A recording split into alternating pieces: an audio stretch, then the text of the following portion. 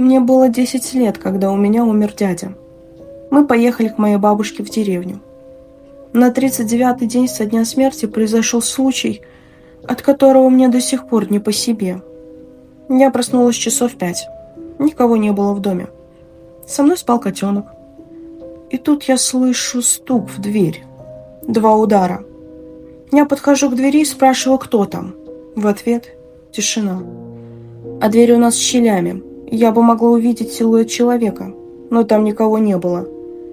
И котенок очень странно повел себя. Стал рычать, вопить, набрасываться на дверь.